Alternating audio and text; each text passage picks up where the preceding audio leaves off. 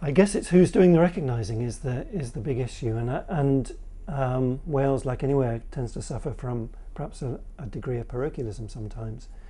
We know from the research that as far as a visitor is concerned, and that's the person we should be putting at the heart of all of this process, that they consider a destination to be anything within an hour and a half of where they are actually staying, where they've chosen to stay. So their view of a destination is extremely fluid.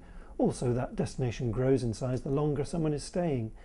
So for some parts of Wales, I guess it's quite easy in that there are recognisable destination brands which are kind of imprinted in the folk memory, both of the industry locally and indeed the visitor. So you can reel them off, and they tend to be, I guess, around areas of natural beauty which people recognise, so national parks or places like the Brecon Beacons, Snowdonia, Pembrokeshire, Wye Valley, but also increasingly now urban destinations such as Cardiff, which people now begin to recognise because of other things, because of major events or because of commerce and interactions in the economy.